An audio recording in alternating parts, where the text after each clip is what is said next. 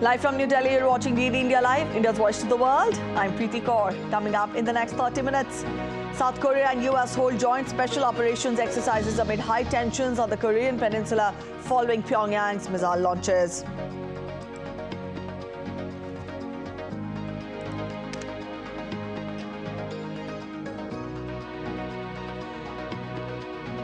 US announces multinational protection force for Red Sea and Gulf of Aden after Houthi attacks on commercial shipping. Israel thanks US for Red Sea initiative.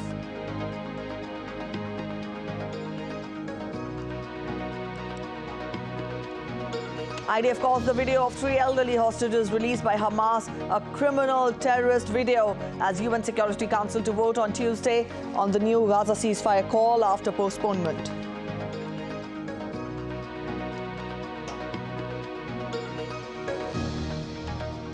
A 6.2 magnitude earthquake in northwest China's Gansu province claims 116 lives. Search and rescue operations underway.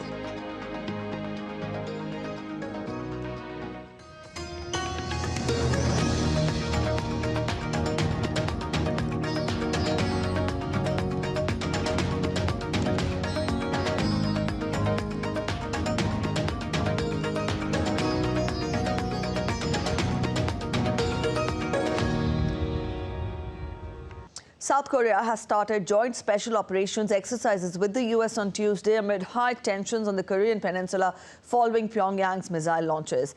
The drills, which began on Monday, took place at various special war school training sites in the country and will continue for 2 weeks. North Korea on Tuesday said it had tested the newest Hwasong-18 intercontinental ballistic missile on Monday to gauge the war readiness of its nuclear force against mounting US hostility as Washington and its allies began operating a real-time missile data sharing system.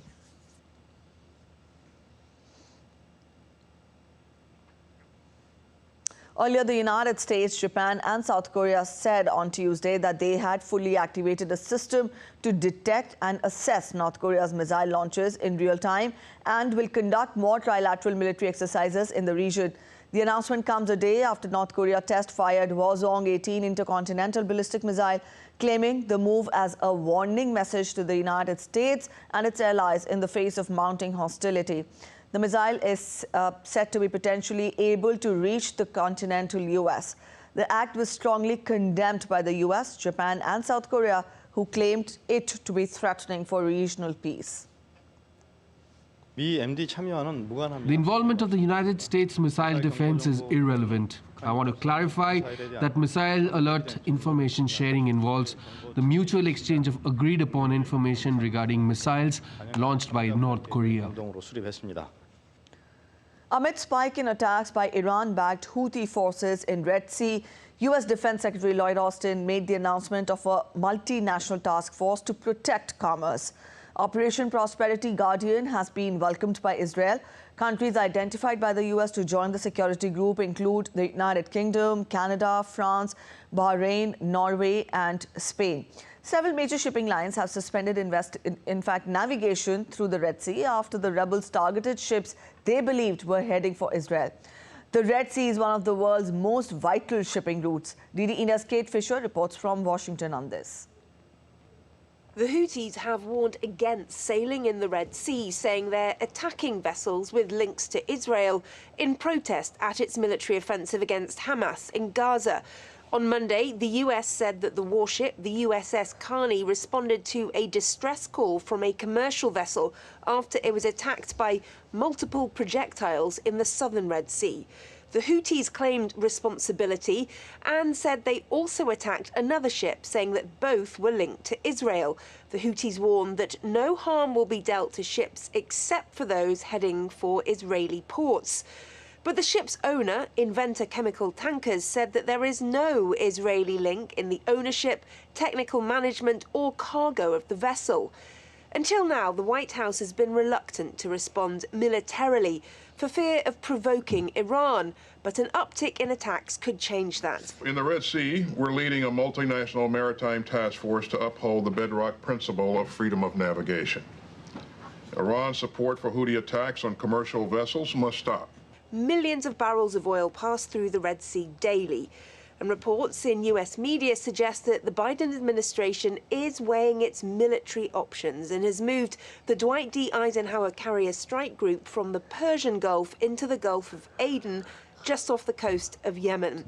It's also said to be considering shoring up protections for commercial ships alongside members of the Combined Maritime Forces, which is a multinational naval task force charged with protecting commercial shipping in the Red Sea.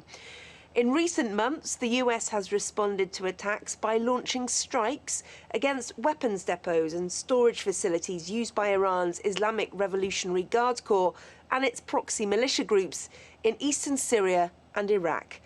Kate Fisher in Washington reporting for DD India.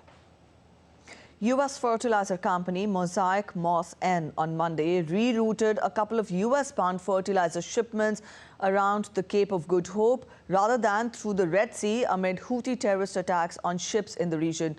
Yemen's Houthi movement attacked 2 commercial ships in the Red Sea with naval drones on Monday. The Houthis say they have been attacking vessels in the Red Sea with links to Israel in protest against its military offensive against Hamas in Gaza and have warned against sailing towards the area, prompting company shipments to be rerouted. Oil prices are showing fresh gains after 7 weeks of decline amidst pressure on the trade in view of increased attacks on vessels in the Red Sea zone. Oil rose nearly 2% on Monday as investors worried about disruptions to maritime trade and supply costs after the Iran-aligned Yemeni Houthi militant group attacked ships in the Red Sea. Oil prices were higher on Monday, with international benchmark Brent trading up 2.6% to almost $79 a barrel. It's day 74th of Israel-Hamas conflict today. On your screens is the 1-minute video message posted by Hamas terrorists on Monday showing 3 elderly Israeli hostages pleading for their release. An old man seated in the middle of 2 others around the same age described their harsh living conditions. He said, "Our generation built the foundation for creation of Israel and started the IDF military." He urged the government not to leave them abandoned. Israel's military condemned the video released by Hamas, describing it as a criminal and a terrorist one.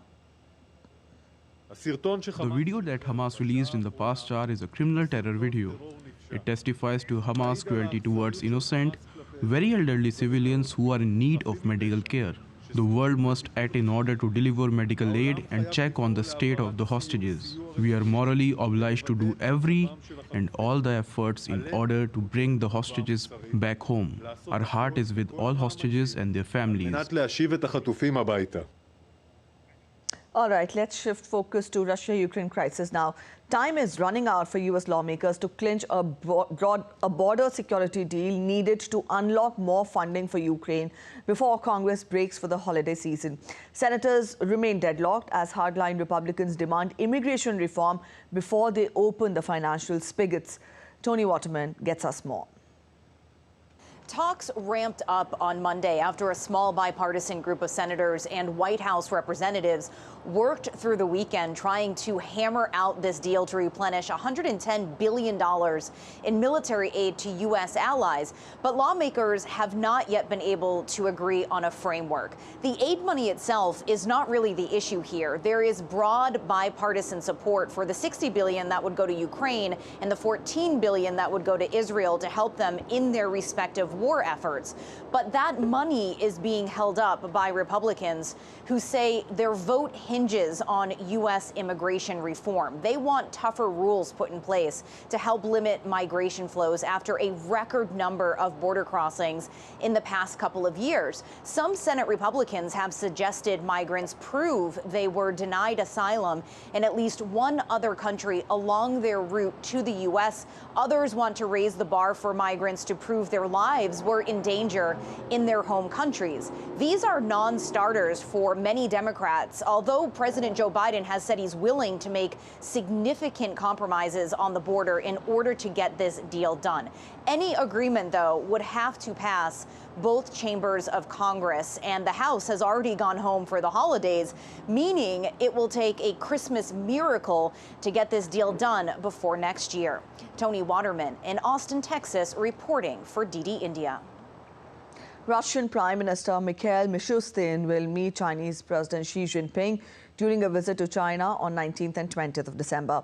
Mishustin will hold talks with Chinese Premier also. This is the latest in a series of exchanges between Moscow and Beijing aimed at bolstering no-limits partnership between the two countries. Dasha Charnishova gets us more from Moscow. Russian Prime Minister Mikhail Mishustin is due in China for a two-day visit. He will hold negotiations with his Chinese counterpart and China's President Xi Jinping. The talks in China will focus on extending trade and economic partnership between the two countries, but also the declared no-limits partnership, strategic cooperation, humanitarian and inter-regional exchanges. Regular meetings between Chinese and Russian heads of government are seen as a vital mechanism for promoting cooperation between the two countries in various fields. Russian Cabinet of Ministers added that a joint communique will be adopted as a result of the talks in Beijing, and several documents will be signed as well. According to the Russian officials, ties between Moscow and Beijing have reached unprecedentedly high levels. In 2023, trade turnover is expected to exceed $200 billion, a very important benchmark. And 90% of bilateral transactions are carried out in national currencies. The two countries have increased cooperation in the energy sphere as well, with Russia seeking new partnerships after Western sanctions were imposed in 2022. Dasha Charnishova reporting in Moscow for DD India.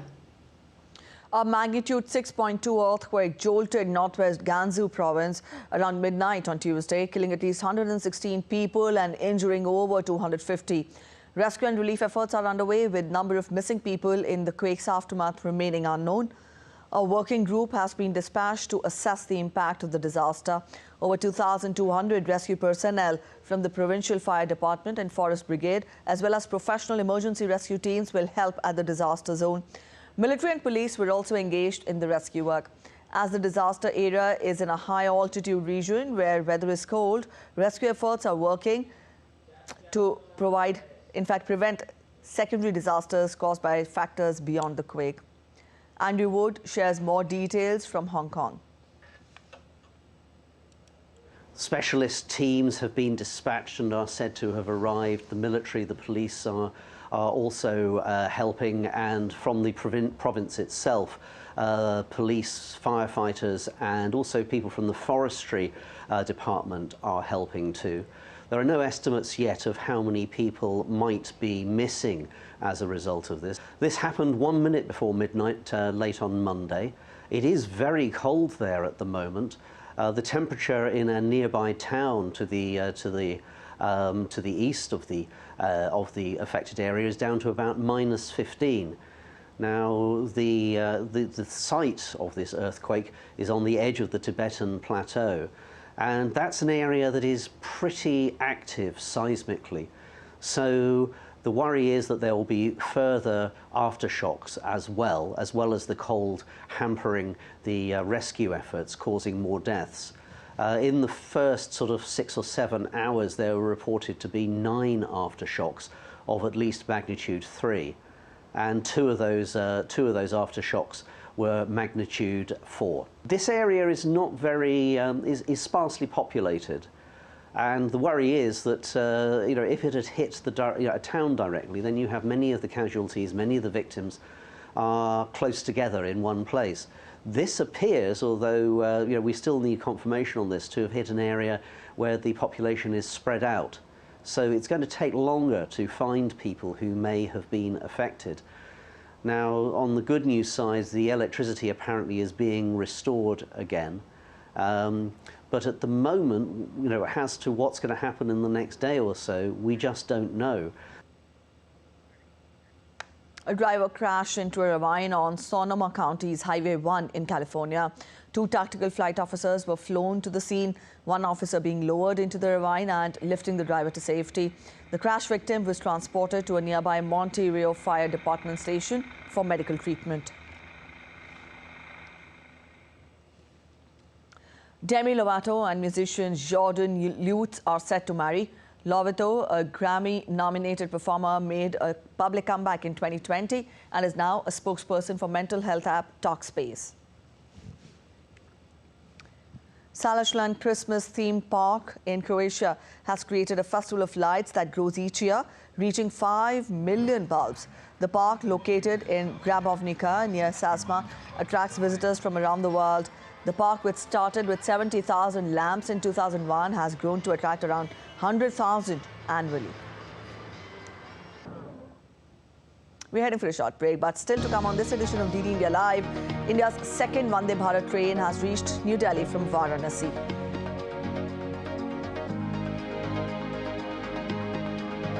Indian Embassy in Riyadh celebrates Samskritotsav as part of Pravasi Pariksha. India will take on South Africa in the second ODI of the three-match series. All eyes on Arshdeep and Avesh after heroics in the first match.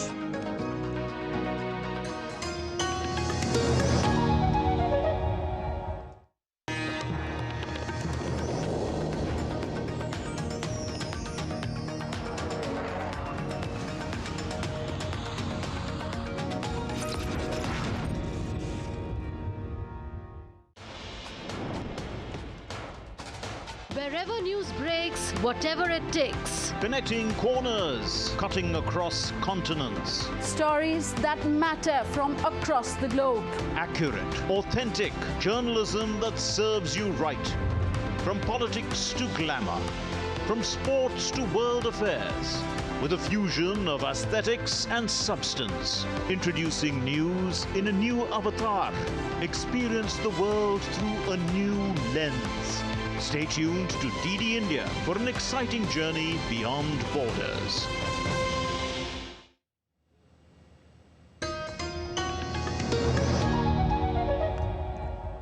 Welcome back after the break. You're watching DD India Live. Let's get to updates from the Indian Parliament now.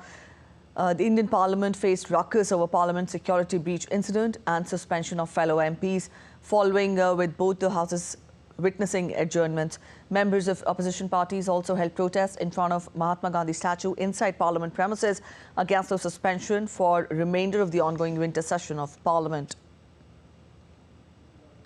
BJP Parliamentary Party meeting was held at the Parliament Library building. Prime Minister Narendra Modi, Defence Minister Rajnath Singh and Party President JP Nadda were in attendance. Speaking to newspersons, Union Minister Prahlad Joshi said that Prime Minister spoke about the Parliament security breach incident and said that those who believe in democracy should have condemned this incident. But some parties are speaking in a language of support, which is more dangerous than the incident itself. Up next, we get you an update on the parliamentary security breach probe. A team of police officials from National Capital Delhi have started an inquiry at the house of D. Manoranjan. He's one of the accused in the December 13th incident. They interrogated his father, Devraj Gowda, along with the family members. Manoranjan is one of the accused who managed to enter the Parliament chamber, and he is now in police custody in the Parliament security breach case. In other news, 3 people have been killed as the South Indian state of Tamil Nadu witnesses an extremely heavy spell of rainfall. The India Meteorological Department has issued a yellow alert in 4 of the most affected districts of the state. Indian Minister M.K. Stalin is set to convene a meeting with Prime Minister Narendra Modi, which includes briefing the PM about the dire situation in the southern districts and also appealing for financial aid to address the overwhelming devastation caused by floods. Transportation services have been severely impacted, with train, bus and flight services suspended in the region. Chief Secretary Shiv Das Meena disclosed that 17 state disaster response force and national disaster response force teams are actively engaged in relief efforts in the most severely affected areas, with the Indian Navy and Coast Guard joining hands in the rescue operations, employing helicopters to reach the affected areas. The Indian Army, Indian Air Force and other rescue teams are conducting relief operations in Tamil Nadu due to unprecedented rainfall in the last 24 hours. Indian Air Force helicopters are deployed for humanitarian assistance and disaster relief missions. 4 passengers, including a pregnant woman and a baby aged 1.5 years, were winched up and taken safely to Nagpur. The Indian government has made masks mandatory for people over 60 years of age, those with heart and kidney diseases and the ones with fever, phlegm and cold amid JN1 subvariant scare. With 1,828 active cases and 1 death related to the JN1 variant, the situation is under control. A nationwide advisory has also been issued to the states in lieu of the surge in COVID cases. It called for maintaining a state of constant vigil. Also, states are advised to ensure adequate testing. India's Health Minister Dr. Mansukh Mandavia will review the situation on 20th December with health ministers and chief secretaries of all the states and union territories. Indian Union Minister Meenakshi Lekhi received the second Vande Bharat train from Varanasi to New Delhi, which was flagged off by Prime Minister Narendra Modi on Monday. Emphasizing on the need to have more Vande Bharat trains, the leader said that Vande Bharat trains are a picture of growing and changing India. Vande Bharat एक इतनी सुंदर और इतनी बेहतरीन technology वाली train बनी है कि पूरे भारत को गर्व है और साथ में 400 वंदे भारत चलाने का जो है वो निर्णय है 35 चल चुकी हैं और ऐसे में जो ये वाली वंदे भारत आई है इस वंदे भारत को वहाँ से प्रधानमंत्री जी ने हरी झंडी दिखाई जिसको रिसीव करने के लिए हम लोग यहाँ पर खड़े थे उसकी अगुवाई में। ट्रेन एक इतना बड़ा साधन है कि जो जगह को भी जोड़ता है और दिलों को भी जोड़ता है और भारत की एकता अखंडता का भी बहुत बड़ा प्रतीक है। India's Union Minister Bhupendra Yadav addressed media on the global rise of the country, where he recounted India's achievements at the global scale. Yadav said the country was becoming popular manufacturing destination for many companies, while also India's GDP remains steadfast at 6.3%. Bharat का जो GDP का forecast है, उसका जो विस्तार है, वो 6.3%। आज डिजिटल क्रांति में जो लेटेस्ट आईफोन 15 है, वो एप्पल ने उसका असेंबलिंग के लिए भारत को अपना स्थान के रूप में किया है। ताइवान की भी जो बड़ी कंपनी है फॉक्सकॉम, उन्होंने भी और जापान की कंपनियों ने भी भारत को एक नया मैन्युफैक्चरिंग हब, मैन्युफैक्चरिंग डेस्टिनेशन के रूप में न केवल चिन्हित किया बल्कि आगे बढ़ाने की बात की है। The minister credited the rise of India at global scale to the visionary leadership of Prime Minister Modi and said that India in the year 2047 will become the greatest version of itself. प्रधानमंत्री नरेंद्र मोदी जी की leadership में आज भारत दुनिया की 5वीं अर्थव्यवस्था बड़ी बना, तीसरी बड़ी अर्थव्यवस्था बनने की ओर जा रहा है। ये इस बात को बताता है कि आज पूरे देश भर में जो हम विकसित भारत की संकल्प यात्रा निकाल रहे हैं, वास्तव में इस अभियान का जो सबसे बड़ा मूल लक्ष्य है कि भारत ने अपनी बुनियादी सुविधाओं को आगे बढ़ाते हुए विकास के जिस लक्ष्यों को प्राप्त किया है 2047 में, वो भारत दुनिया का सबसे बड़ा भारत बनेगा। The International Monetary Fund, or the IMF, in a recent report has observed that the Indian economy showed robust growth over the past year and the macroeconomic factors are quite strong. Following the conclusion of 2023 Article 4 consultation with India, the IMF noted inflation has on average moderated, although it remains volatile. Employment has surpassed the pre-pandemic level, and while the informal sector continues to dominate, formalization has also progressed.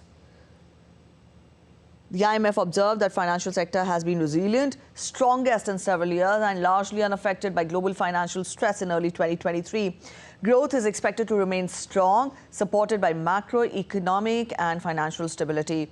Real GDP is expected to grow at 6.3% in financial year 2023-24 and also financial year 2024-25. Headline inflation is expected to gradually decline to the target, although it remains volatile due to food price shocks. Indian Embassy in Riyadh had celebrated Sanskritotsav as part of Pravasi Parichay in November. The entire program was in Sanskrit and recognized the efforts by the Indian community in keeping the language of India's ancient wisdom, civilization, history and tradition alive. Indian Ambassador Suhail Ajaz Khan spoke about the event and its importance in strengthening bilateral relations between India and Saudi Arabia.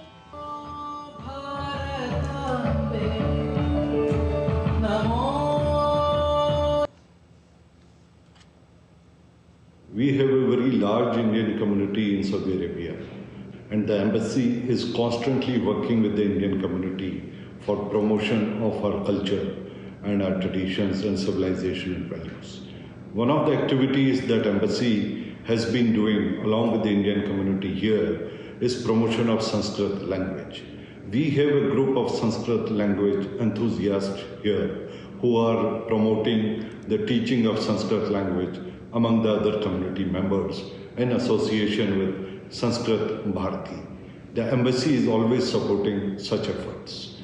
In recognition of these efforts of the Indian community to keep the language of India's ancient wisdom, civilization and history alive in the kingdom, we decided to organize Sanskrit Utsav festival as part of our Diaspora Cultural Week, Pravasi Parichay, on November 5th. In the end, I'll end with a shlok. Bhashasu Mukhya Madhura Divya Girvan Bharati Tasyahi Kavyam Madhuram Tasmadapi Subhashita. Meaning, Sanskrit, the language of God, is the most beautiful language. And I will take a look at other stories making it to the headlines today from across India. Specially abled children participate in a ramp walk organized by the Institute of Fashion and Jewellery Design in Gujarat. Jogeshwari caves nestled in India's Mumbai are marvels that add an intriguing touch to the city. Carved nearly 1500 years ago, these caves are hidden gems that echo the vivid tales of history. A diamond merchant in India's diamond city of Surat created a Ram Mandir temple-themed necklace consisting of 5,000 American diamonds and 2 kilograms of silver. The necklace will be gifted to Hindu temple being constructed in the northern town of Ayodhya. Indian President Draupadi Murmu paid her tribute to the martyrs on the occasion of Goa Liberation Day. In a social media post, the President said that the nation pays homage to the martyrs who laid down their lives for liberation of Goa from colonial rule. A quick look at sports now. In cricket, after India's comprehensive victory in the first ODI, the KL Rahul-led outfit will face South Africa in the second ODI at St. George Park. India is on the brink of a series win for the second time on South African soil. Shreyas Iyer is set to miss the game after his half-century in the first match. India is riding on victory from the first ODI with the help of a flawless performance by young pacers Arshdeep Singh and Avesh Khan in the opening game.